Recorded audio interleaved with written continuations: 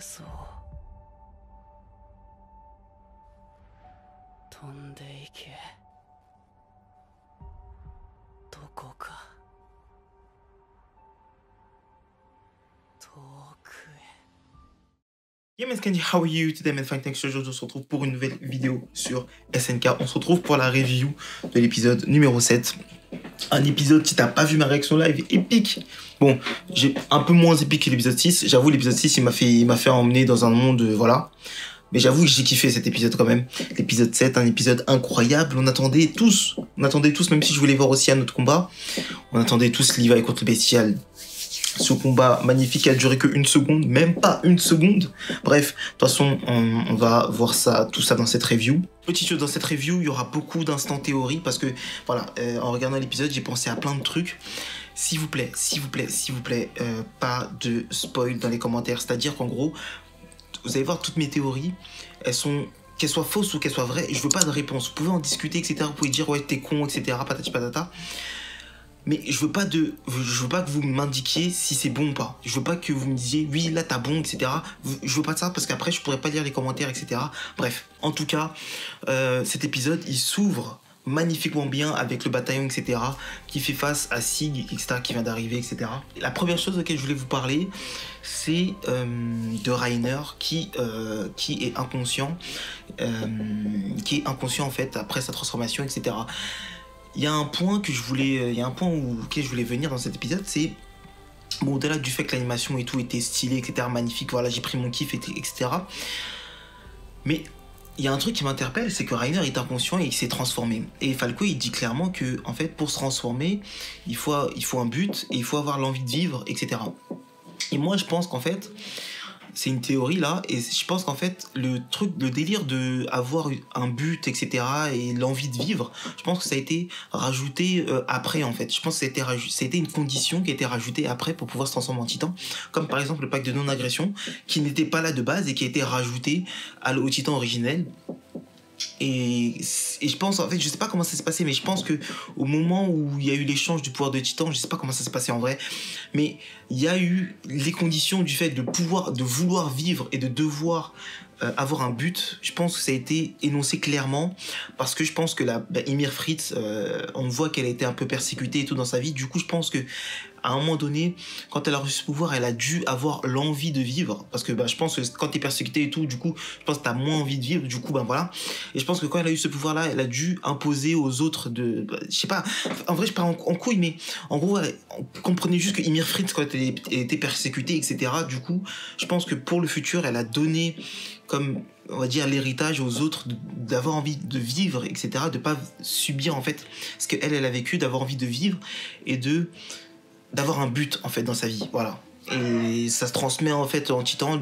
Si tu veux te transformer en titan, il faut que tu aies un but, sinon tu peux pas te transformer, et il faut que tu aies l'envie de vivre. C'est pour ça que Reiner est totalement conscient. Moi je pensais qu'en fait il avait transféré sa conscience dans son corps, etc., comme il avait fait en fait dans la saison 3 arc 2, mais en fait pas du tout. C'est juste que le mec il avait pas envie de vivre, du coup sa transformation elle s'est faite, mais pas totalement, quoi.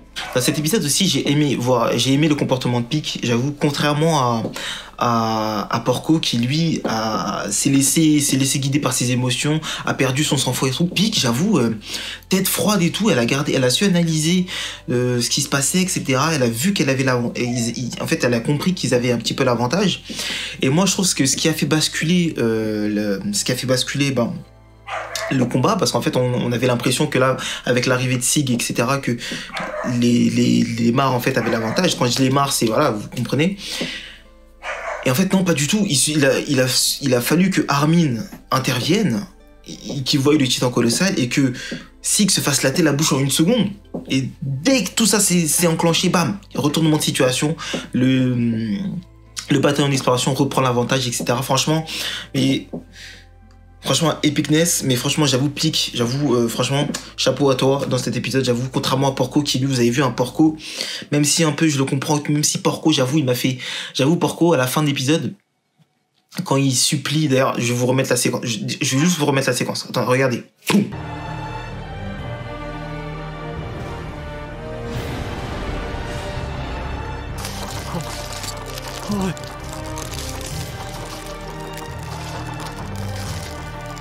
嘘だろ。よ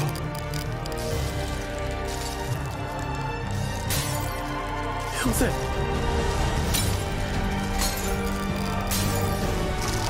やめろ。やめろ。Incroyable, vous avez vu l'OST, Porco qui supplie, etc. Franchement, c'est epicness. J'ai même eu de la peine, en fait. En fait, ce qui est intéressant aussi dans cette bataille et tout, c'est que, par exemple, Porco et tout, j'ai pas envie qu'ils crèvent, genre, même Pic et tout, j'ai pas envie qu'ils crèvent parce que pour moi, ils sont pas, c'est pas des... En fait, y a pas de méchants dans l'histoire. Du coup, ça veut dire que même quand je les vois, tout ça, j'ai pas envie qu'ils crèvent, en fait. Même, je sais pas, je regarde. En fait, je suis juste un spectateur de ce qui se passe. Mais je suis pas pour Eren, je suis pas pour j'ai juste pas envie qu'ils crèvent et tout. Parce qu'en fait, je sais pas, genre, en fait, on se rend compte clairement qu'ils ont tous été manipulés par quelqu'un à un moment donné. Ou victimes d'une certaine manipulation indirectement. Par exemple, Eren, il s'est pas fait manipuler, lui, il a subi la manipulation de quelqu'un d'autre qui a manipulé. Bref, vous avez compris. Mais voilà, du coup, tout le monde est victime en fait dans cette histoire et du coup, enfin, pas tout le monde, on verra que voilà, mais voilà, parce que, et du coup, quand je vois le combat Porco, etc., je me dis, putain, Porco, même à la fin, putain, je me dis, miskin quoi, miskin, en vrai de vrai, miskin. Bref, je voulais revenir aussi sur un truc important. En fait, là, c'est assez, on va rentrer dans un autre instant théorie parce qu'en fait, dans cet épisode, on voit Armin. Et sauf que dans l'épisode, que je dise pas de bêtises, dans l'épisode où avant que Eren il se transforme, on voit qu'il y a Pic et Porco qui vont se faire piger par un soldat. Et ce soldat, moi j'ai pensé que c'était Armin. Sauf qu'à un moment donné, il faut se rendre compte que Armin, moi en tout cas dans ce que j'ai vu là, Armin il est pas aussi grand que le soldat que j'avais vu. Le soldat que j'ai vu, il était vraiment grand, genre. Sachant que le soldat qu'on avait vu, il y avait non mais en fait non, je pense vraiment que c'était Armin en fait, parce que moi je pensais que là vous allez me prendre totalement pour un fou, mais il y a une partie de moi qui veut penser que c'est Annie. Je sais pas pourquoi, j'ai pas revu.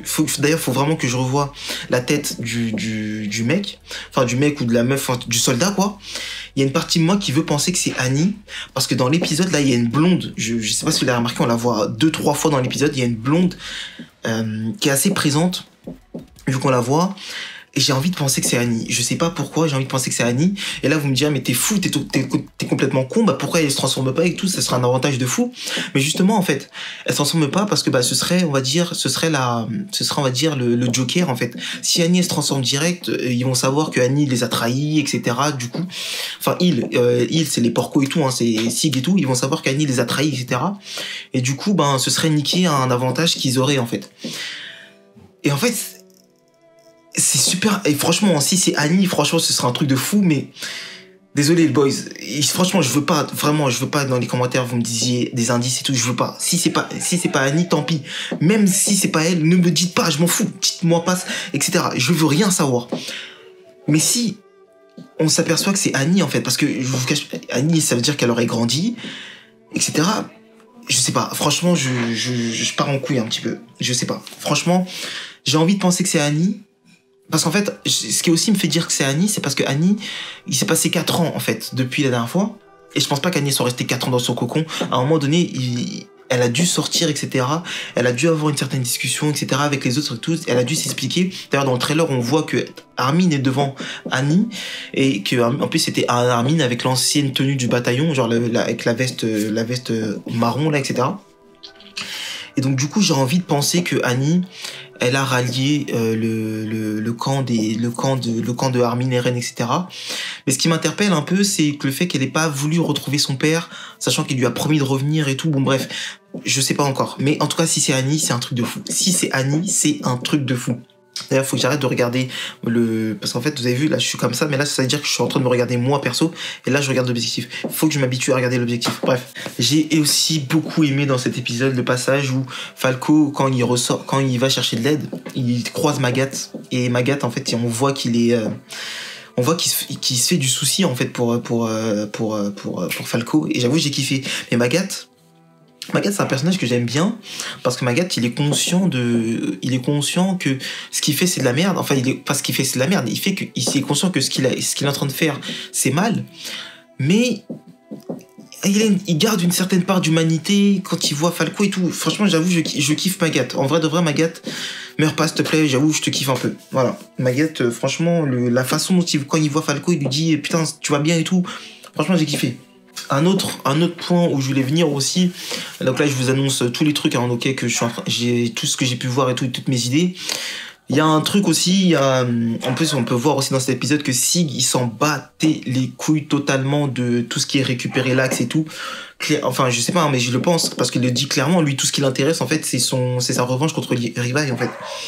On voulait, en fait, lui, au début, je pense qu'il a fait croire à ses chefs et tout que lui, tout ce qu'il voulait, c'était aller récupérer l'axe et tout, mais on sait que Sig va bientôt crever, en fait. Et donc, du coup, lui, tout ce qui l'intéressait, c'était de prendre sa revanche, en fait, sur Levi, qu'il avait humilié, qu'il avait vraiment mis en PLS total en 10 secondes, 15 secondes, je sais plus, dans l'arc 3 de la saison 2, l'arc 2 de la saison 3, ouais. Donc du coup lui tout ce qui l'intéressait en fait c'était de prendre sa revanche. Malheureusement, une seconde.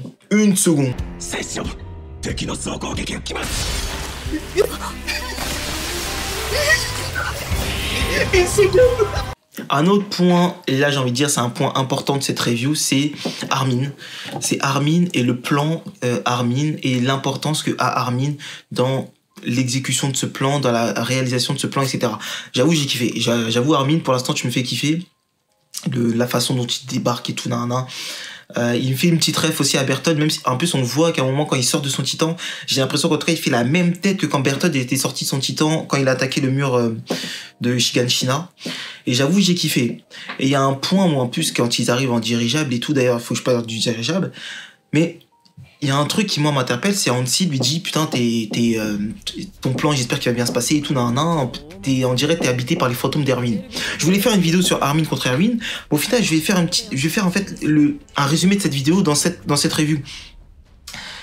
En fait, je pense qu'en fait avec tout ce qu'on sait, tout ce qu'on sait les informations de la saison 1 à la saison 3, et il semblait logique en fait que ce soit Erwin qui soit sauvé avec tout ce qu'on sait. Je vous explique pourquoi en fait. Il y a un moment donné, moi j'aime Armin en fait, mais j'ai surkiffé Erwin. Mais c'est pas ça qui me fait dire qu'en fait c'est lui qui aurait dû être sauvé. C'est qu'à un moment donné, il faut être réaliste en fait. Il y a un moment donné, SNK au début on parlait de rêve, d'aller voir la mer, etc. Patita patata. Mais sauf qu'en fait on se rend compte que c'est plus vraiment ça en fait l'objectif. En fait on se rend compte que l'objectif c'est de sauver sa peau et de sauver l'humanité entre guillemets. Et dans la réalisation de cet objectif, donc c'est-à-dire sauver l'humanité, celui qui l'incarnait, celui qui représentait parfaitement bien cet objectif, pour moi c'était Armin. Armin, il représentait tout ce qui était le rêve, le symbole d'aller voir la mer, etc. C'est cool. Franchement, ils sont allés voir la mer, franchement c'était cool. Mais le vrai but des SNK, c'était plus aller voir la mer, parce que vous avez vu, ils l'ont vu à la saison 3, arc 2. Le vrai but, c'est vraiment de sauver l'humanité, de sauver en fait sa peau. Et Erwin, il était complètement apte en fait à cela. Je vous explique pourquoi. J'entends beaucoup d'arguments concernant Armin. Armin, il fait des plans qui tuent le moins de personnes. Armin, il est jeune et tout, je sais pas quoi. Mais sauf que Armin, effectivement, il fait des plans qui tuent moins de personnes. Mais Armin, il se fait des plans. Et regardez bien, juste en fait, regardez tout, saison 1 jusqu'à 3, Armin, à chaque fois qu'il fait un plan, c'est des plans où tout est connu. C'est-à-dire qu'on connaît la force de l'ennemi, on connaît toute la puissance de l'ennemi, toutes les capacités de l'ennemi, etc. Il n'y a pas une inconnue qui existe.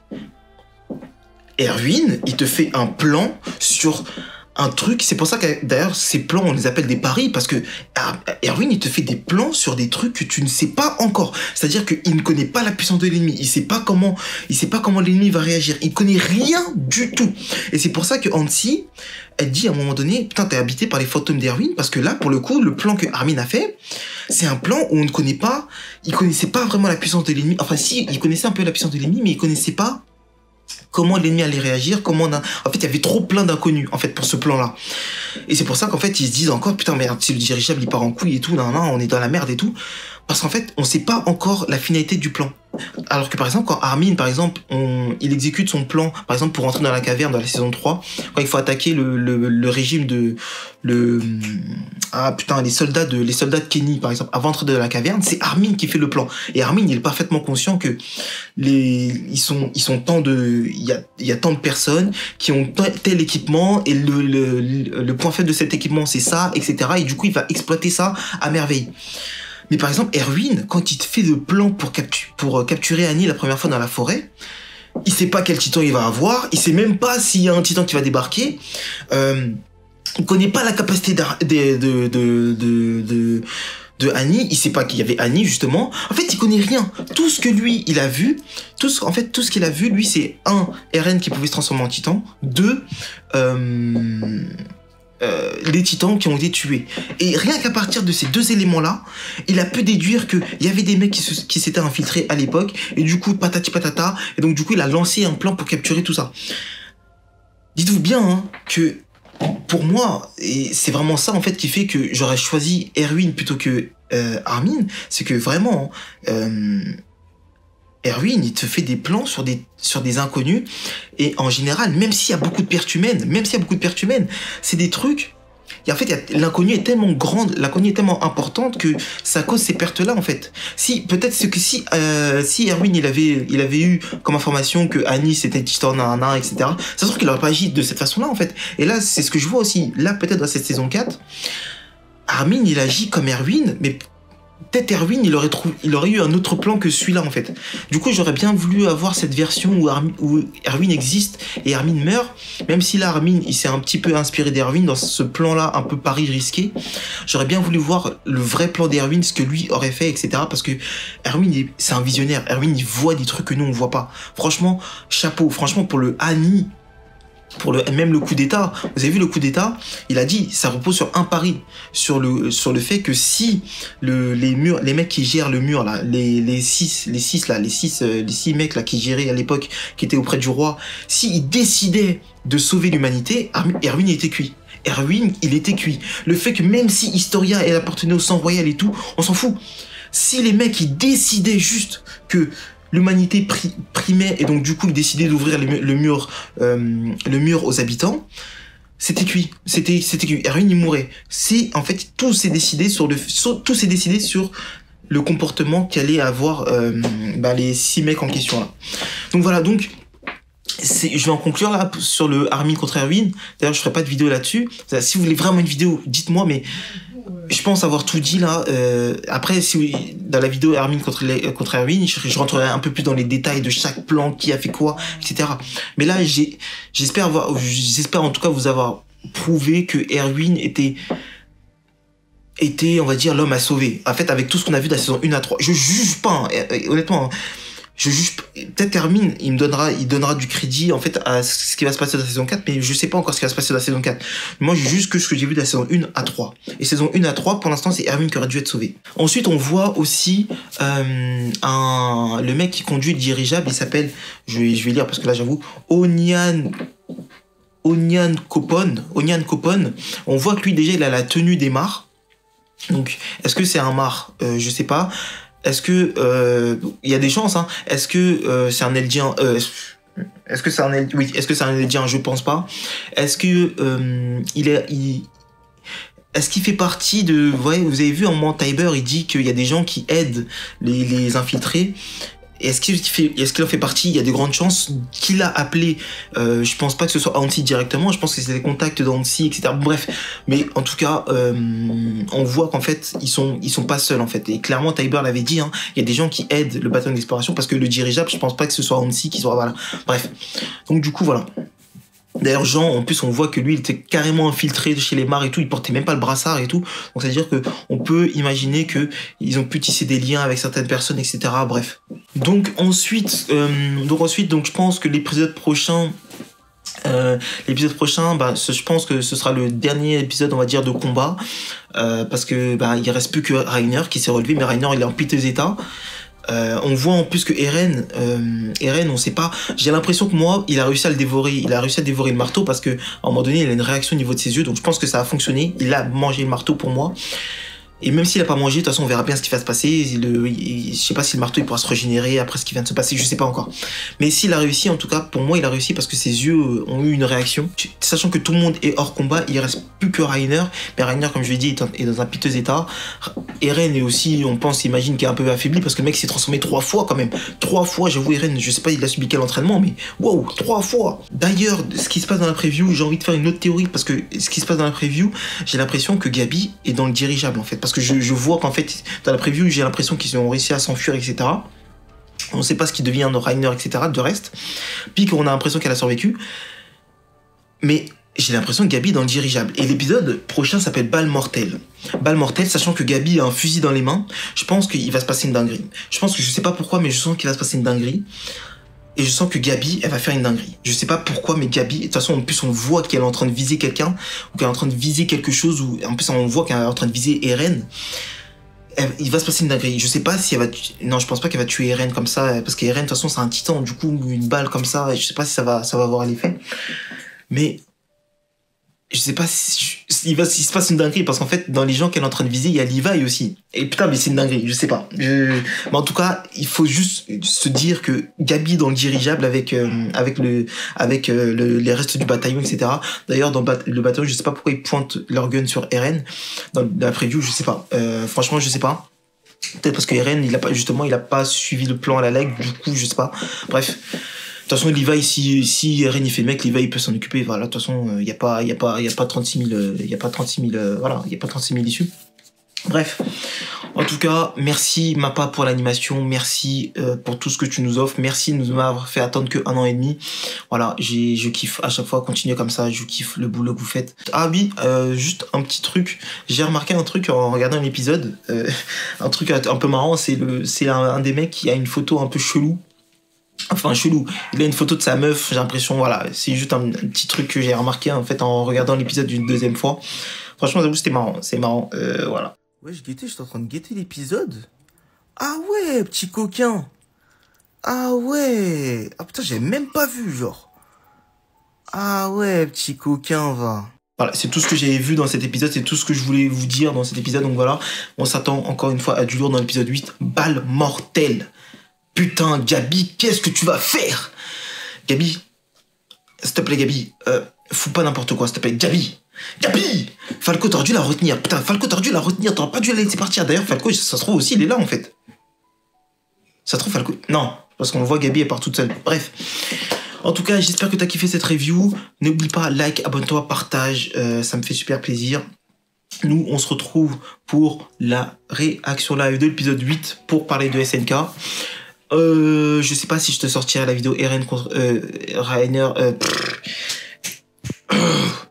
Je sais pas si je te sortirai la vidéo Armin contre Erwin parce que ça va me prendre du temps, ça va me demander du temps en fait, parce qu'il faudrait que je revoie certains passages et tout. Même si j'ai tout en tête, j'ai l'impression, mais il va falloir regarder certains passages et je suis en plein cours, etc. Bref, like, abonne-toi, partage. Si t'as kiffé cette vidéo, et moi je te dis à l'épisode 8. Allez, ciao, bye bye, Mina. Sig, miskin.